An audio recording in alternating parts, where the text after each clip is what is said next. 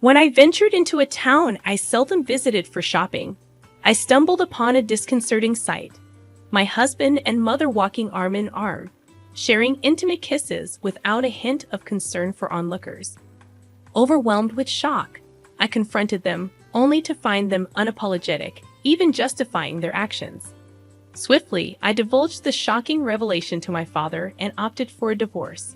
However, life took an unexpected turn after my father's demise, leading me to cross paths with my mother and ex-husband once again. Years had passed, and as I laid eyes on my mother, her visibly pregnant belly spoke volumes. Catching my gaze, she smirked in triumph. "Ah, you've noticed. There's a little one growing in here. It seems like you've been yearning for this for quite a while, struggling with infertility. Well, we managed to achieve it effortlessly. Now I can finally embrace fatherhood." The decision to part ways had been a wise one. They aimed to hurt me with insults, but to their dismay, I remained impervious to their attempts. "That's quite amusing. The two of you look utterly foolish together," I remarked, laughter bubbling within me.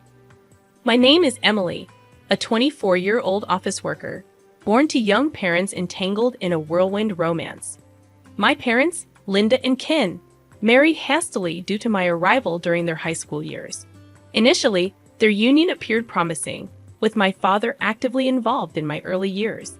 However, a workplace accident left him physically impaired, triggering a drastic change in my mother's demeanor.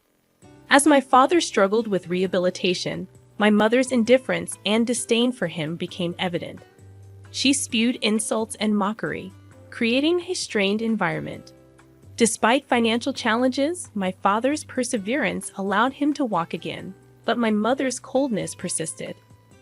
Growing up, my mother vented her discontent about my father, creating a rift between them. Our family struggled financially, and my mother's night shifts left me primarily under my father's care. Graduating from high school, my dreams of college were dashed by my mother's insistence that I work to support the family. "I'm sorry, Emily. My condition has forced this life upon you. Don't apologize, Dad. I'm content if it eases your burden." After years of hard work, I married Michael, hoping to create a warm family unlike my parents' strained relationship. However, the joy turned to frustration when conceiving proved elusive, and Michael shifted the blame entirely onto me. "I wanted kids too, but it seems you're the issue. Why can't we have children?" Desperate, I suggested seeking medical advice, but Michael stubbornly blamed me and refused infertility treatments. As my efforts to conceive faltered, suspicions arose about his fidelity, fueled by late-night returns with the scent of perfume lingering on his clothes. The journey that began with familial betrayal had woven into a tale of personal resilience and strength. Further scrutiny of the credit card statements unveiled unexplained expenditures, deepening my suspicions. Direct confrontation with my husband seemed fruitless, anticipating his evasion of the inquiry. The opportune moment to address my concerns emerged during an unexpected visit to a town I rarely frequented for shopping. Spotting my husband, who claimed to be working that day, walking with a woman by his side stirred curiosity. "Is that Michael? He was supposed to be working today," I mused, ready to call out to him. My surprise intensified when I identified the woman accompanying him. It was my mother. Since marrying, I had maintained distance from her, seldom bringing my husband to my parents' house. Observing them discreetly, my astonishment peaked as they held hands and kissed. Unable to contain my shock, I confronted them, chasing after the unexpected duo. "Hey, Michael. Mom." Caught off guard, they halted, feigning surprise. My mother attempted to downplay the situation, claiming they merely ran into each other and exchanged pleasantries. Approaching my mother, I discerned a familiar scent, one I had encountered on my husband's clothes after his late-night returns. Reluctantly, I concluded that my mother was his clandestine partner. "Don't lie, I saw it. You and Michael kissing." Their denials crumbled under the weight of my revelation. Admitting their deceit, my mother revealed her involvement with Michael. "Huh, you must be mistaken. We just happened to bump into each other, that's all. I didn't think we'd be found out so soon," she protested. Their web of deception unraveled further as my husband confessed his preference for older women, specifically naming my mother Linda. Sorry, Emily. I did feel bad for you, but I've liked Michael since we first met, my mother confessed, laying bare the painful betrayal. My mother and husband shamelessly confessed to shocking revelations. It was just a chance encounter, and things unfolded while having tea. I'm young and crave love experiences, my husband admitted unabashedly. With our marriage already strained, talking to Linda intensified my attraction towards her, he confessed. Acknowledging the information, my mother addressed our fertility struggles, adding, Michael desired a boy, and unfortunately, because of you. Unable to comprehend the depths of their betrayal, I confronted them about divulging our private matters to my mother. You talked about our issues with my mom? It's true, isn't it? You blame me for not having kids. Incredibly, my husband had aired our intimate struggles to my mother, portraying himself as the victim. Anger surged within me, realizing the impossibility of sustaining this marriage. You're the worst. Do you even realize what you've done? I yelled at the pair, exhausted by their feeble justifications. I can't help it. Your failure as a wife and a woman led to this, he retorted callously. Well, I don't mean a husband like you. Seeking liberation, I declared, I want a divorce. I've grown tired of your constant excuses and inability to have kids. It'll be a relief to be free of a useless wife like you. Apologizing insincerely, my mother remarked, I didn't mean to, but it seems like taking your precious husband away. My bad.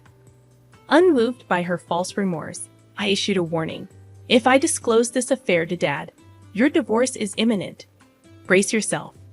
My mother's demeanor shifted at the revelation, but she swiftly regained her composure.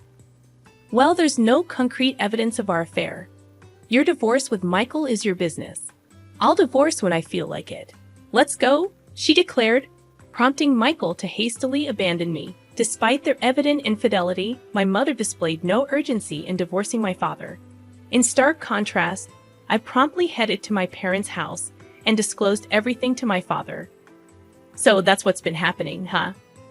I endured that woman for years, thinking it would be better for you to have a mother. I never expected her to be this terrible to her own daughter. My father expressed his disappointment with a bitter glance. I've decided to divorce Michael. I can't stay married after what happened. What about Mom? I inquired. Don't worry. I have a plan. I won't let them have their way, my father assured. Later, Michael sent the completed divorce forms, which I signed, formalizing our separation. My mother, however, never returned home, apparently eloping with Michael. Despite the frustration, my father advised me to let go of them both, and I chose to move on from my ex-husband and my mother. Leaving the apartment I shared with Michael, I returned to my parents' house. Ironically, my father had become adept at taking care of himself, thanks to my mother's lack of assistance. Though the outcome was unfortunate, I found solace in returning to my roots. It's good to be living with you again, Emily. Thank you for coming back, my father expressed his gratitude. A fleeting period of tranquility with my father was abruptly disrupted by his contraction of the prevalent pneumonia, thrusting him into a perilous struggle between life and death. Emily, I've burdened you greatly, and I'm sincerely sorry. Live your life as you see fit. My father, teetering on the edge of consciousness, tightly held my hand and imparted those parting words. I tearfully nodded in response. Despite concerted efforts to combat the illness, his health deteriorated rapidly, leading to his eventual demise. Dad, I can't fathom your sudden departure. I wish I had been there more for you. I lamented while grappling with the preparations for his funeral. In the midst of my grief, an unwelcome pair arrived unannounced at our doorstep. A long time no see. Heard he died. My mother, and to my dismay, my ex-husband Michael stood there, their faces adorned with disagreeable smiles. They intruded with a brazen sense of entitlement. Why are you here? Leave. Who do you think you are? I am his wife. It's only natural for a wife to be present when her husband passes, my mother asserted. How dare you say that after abandoning us for years? Ah, yes, yes, say what you want. Regardless of your objections, I am his wife. That entitles me to the inheritance. Wasn't there insurance? Disgusting. So, you never divorced Dad for this reason. Reflecting on my father's journey, despite lacking formal education and retiring from construction work due to injuries, he ascended to a respected position in a later joined company. His perseverance, honed during his time as a craftsman, endeared him to colleagues.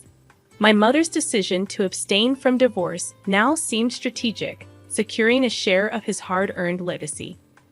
Now let's discuss the division of property. Knowing him, he wasn't driven by material desires, so I'm aware he saved up quite a sum, my mother suggested, pushing the conversation forward. It was then that I noticed something peculiar about her. She was dressed in maternity clothes, and her belly was notably large. Catching my gaze, she chuckled triumphantly. Oh, you've noticed. Yes, I'm carrying Michael's child. Unlike you, Emily, who couldn't conceive. We succeeded right away. Breaking up with you was truly the best decision. Now I can finally become a father. They proceeded to hurl hurtful insults, attempting to inflict maximum pain. Yet their efforts proved futile. I remained unaffected. That's amusing. Both of you look so foolish together, I laughed, holding my stomach, as they stared dumbfounded. What's so funny? This is just ridiculous. But are you certain that child is truly Michael's? My question irritated Michael, but my mother's composure wavered. Her eyes darted around, revealing a visible unease, though Michael remained oblivious. It's undoubtedly my child. Don't make baseless accusations out of bitterness. Yes, exactly. No need to be bitter. We'll see if it's baseless once you see this. Stepping away, I returned with the document in hand, presenting it to them. What's this all about? What? Why are you so surprised? It can't be that significant. What's the meaning of this? Both were taken aback by the document. A detective agency's investigation report summarizing my mother's social interactions. After my mother eloped with Michael, I coincidentally spotted her in the city. However, she wasn't with Michael, but with a young man I didn't recognize. Following them discreetly, they entered a hotel together. What does this mean? Could it be that Mom is? Having consulted with my father during his lifetime, I opted to investigate my mother's behavior, sensing its potential usefulness. The detective agency's findings confirmed my suspicions. My mother was deeply entangled with a man other than Michael. As Michael read the document with disbelief, he cast accusing glares at my mother standing beside him. What on earth? Were you deceiving me? This is absurd. Emily is lying. The child in my belly is undoubtedly yours. Despite her flustered state, my mother vehemently insisted that the baby was Michael's. Whom do you believe, Emily or me? Oh, that's convenient. Accusing your own mother just because you couldn't have children. What a terrible woman. Michael, swayed by my mother, regained his composure. They dismissed the report as false and resumed blaming me. Believe what you want, but unfortunately, there's concrete evidence. You can come out now. Summoning someone from the next room, a man entered. Who's that? I don't know him. Both were puzzled by the appearance of the unfamiliar man. This is my husband. You wouldn't know him, of course, because after you, I remarried him. His name is Tom. I met him through a friend a year after divorcing Michael and remarried him. How does this man prove anything? Unlike with you, I am genuinely pregnant with his child. So what? Speak plainly. Don't you get it? I couldn't conceive with you, no matter how hard we tried. But with Tom, I got pregnant right away. The implication of my words dawned on Michael, and his eyes widened. You avoided going to the clinic because it was a hassle. But I had tests done, and there were no issues with my fertility. So the problem was with you. That's a lie. But it's strange, isn't it? Supposedly, you have infertility issues, yet my mother is pregnant. Are you sure that baby is yours? Confronted with my question, Michael couldn't argue back and turned his glare towards Linda beside him. Hey, tell me the truth. Ah, fine. You win. You admitted it rather quickly. I thought you'd deny it more. Being with you, Michael, was just a game for me. What do you mean? I was with you because you were Emily's husband, you know, coveting what someone else had. But my true love was another man. I was planning to leave you soon anyway. Stunned by her words, Michael was left without a response. I intended to enjoy this game until I got caught. Well, it doesn't matter whether or not I'm carrying his child. My right to the inheritance remains unchanged. You're still fixated on the inheritance? Unfortunately, you'll have to abandon that notion.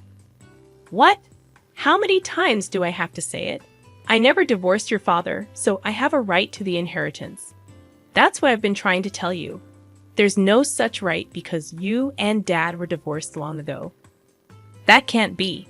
Maybe you've forgotten because of your age, but Dad had the divorce papers you already filled out. When I reported my mother's affair to my father, he revealed a completed divorce form.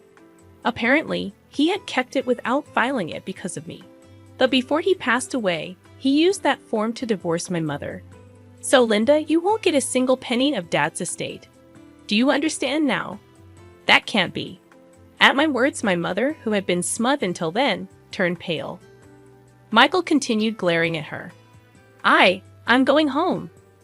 Realizing her affair was exposed and that she would not receive any inheritance, my mother fled as if running away. Later, my mother did give birth to a boy, but it was clear without even needing a DNA test that he was not Michael's child. I never thought you'd be such a jerk. He abandoned my mother, who failed to secure any inheritance, and disappeared. The man who was my mother's main affair partner also ran away upon learning of her pregnancy, as their relationship was apparently just a casual fling for him. In the end, my mother became a single mother at 40, left to raise a young child on her own without anyone to rely on. She is raising her son on welfare. The care of a small boy at her old age is physically demanding, and she has aged significantly. I once saw my mother with her son from a distance. With increased gray hair, she looked more like a grandmother than a mother. Meanwhile, I gave birth to a healthy girl, and now our family of 3 lives happily. Ironically, the child my mother gave birth to is my half-brother, and he will be in the same grade as my daughter, making our family situation quite complicated. On the anniversary of my father's death, we planned to visit his grave as a family of 3. The betrayal by my ex-husband and mother was painful, but it led me to gain an irreplaceable family. Surely he's watching over us from heaven, right? My Father in heaven. He must also be delighted with the birth of his granddaughter. With the love he gave us in our hearts, we vow to continue walking closely as a family.